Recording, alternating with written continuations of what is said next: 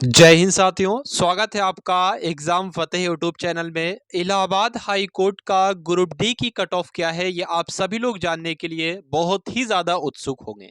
तो यहाँ पर मैं एनालिसिस लेकर आप सभी के समक्ष आ चुका हूं। मैं आपको यहाँ पर इलाहाबाद हाई कोर्ट की क्या पेपर वन के लिए कट ऑफ जाएगी ये बताने आया हूँ।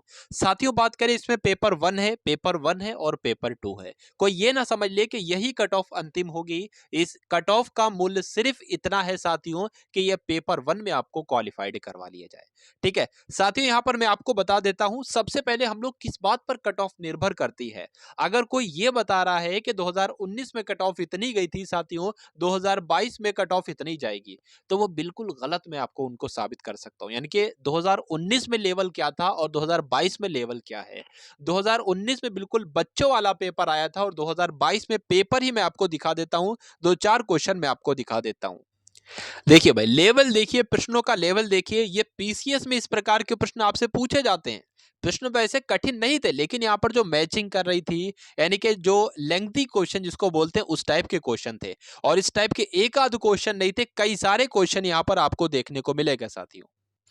और उसके अलावा बात मैं आपको बता दूं कि ये परीक्षा साथियों मैंने भी दी थी। मैंने भी हिंदी देखी, मैंने भी हिंदी देखी, रीजनिंग में भी दो चार क्वेश्चन थे। उसके अलावा मैथ भी अच्छी थी। मैंने कितने किया, मेरा क्या स्कोर बन रहा है साथियों, सबसे पहले मैं आपको यहाँ पर बता देता हूँ। हिंदी जो थी, हिंदी में 25 प्रश्न आए थे साथियों, और मेरे लगभग 23 लगभग मेरे प्रश्न आराम से सही हो गए।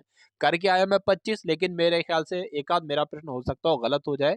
उसके अलावा मैं अगर बात करूं कि मैथ में 25 में से 25 बात साथियों बिल्कुल सही होंगे, मैं यकीनन तौर पे कह सकता हूं। उसके अलावा अगर बात करें जीके, जीके में पहले तो बच्चों वाले सवाल पूछे जाते थे, लेकिन अब थोड़ा सा लेवल को अप कर दिया है एनटीए एजेंसी के द्वारा।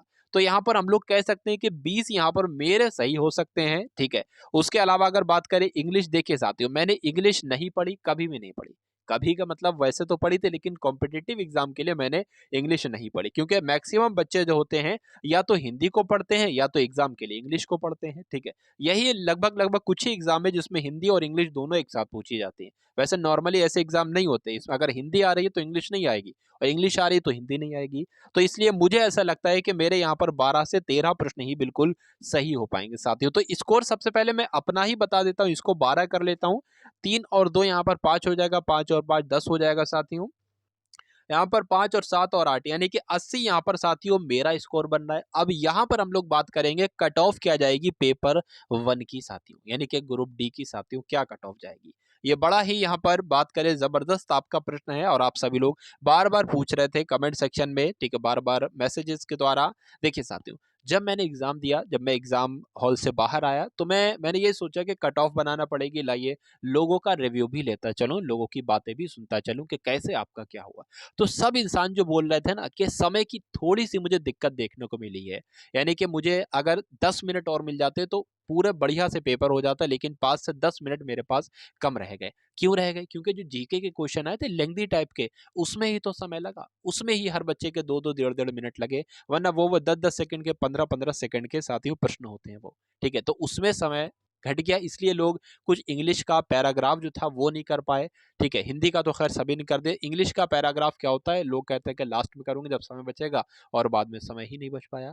तो 3-3 4-4 5-5 क्वेश्चन उनके पैराग्राफ के छूट गए। ठीक है, हालांकि पैराग्राफ में 2 से 3 क्वेश्चन बड़े ही आसान थे। ठीक, लेकिन 2 क्वेश्चन थे वो उलझाने वाले क्वेश्चन थे। ठीक है, चलिए, तो यहां पर मैं कह सकता हूं, देखिए अगर जनरल वाला जो बंदा है, या ओबीसी वाला जो बंदा है, या उसके अलावा एससी की बात करें या एसटी की बात करें, यहां पर अगर हम लोग, तो जनरल में अगर देखिए पेपर वन की बात चल रही है, पेपर वन में जो क्वालिफाइड मार्क्स है, यानी कि अगर 72 से 75 के बीच आपके नंबर बन रहे हैं, तो आप बिल्कुल यहां पर पेपर टू के लिए बिल्कुल क्वालिफाइड हो जाओगे। क्योंकि पेपर का लेवल ही मैटर करता है, कि पेपर का लेवल जैसा आया है उसी प्रकार से कट ऑफ आपकी जाएगी। ओबीसी की अगर बात करें यहाँ पर, तो 68 से साथियों 68 से 70 के बीच अगर बन रहा है, तो आप बिल्कुल क्वालिफाइड हो जाओगे पेपर वन के लिए। पेपर टू की तैयारी आपको करना करना होगी। यहाँ पर बात करें 64 से लेकर अगर 67 के बीच आपके हैं तो बिल्कुल सेफ हो। यहाँ 60 से अगर 63 के बीच आपके बन रहे हैं तो बिल्कुल आप लोग सेफ हो। तो ये है साथियों यहाँ पर cut off Allahabad high court group D की कट ऑफ साथियों ये है। ठीक है, तो एनालिसिस करके आया था। आप सभी लोग इस वीडियो को प्यार दीजिएगा। ठीक है, कोई भी गलत कमेंट ना करिएगा कमेंट सेक्शन में। अगर गलत लगे भी तो कोई कभी आप लोग बता देना, लेकिन गलत कमेंट ना करना। और आप सभी लोग अपने मार्क्स जरूर कमेंट सेक्शन में लिख दीजिए ताकि मुझे पता चले कि कितने कितने आपके मार्क्स बन रहे हैं, कितने कितने बन रहे हैं। वैसे यूट्यूब पर कई सारे लोगों ने आंसर की बताई है, लेकिन वो ऑफिशियल आंसर की नहीं है। लेकिन कोई नहीं, एक अंदाजा लग जाता है कि हाँ इतने इतने लगभग मेरे नंबर बन रहे हैं साथियों। ठीक है, तो बस यहाँ पर इस वीडियो को यहीं पर विराम देंगे। आप सभी लोग चैनल सब्सक्राइब जरूर कर लीजिएगा। जय हिंद साथियों।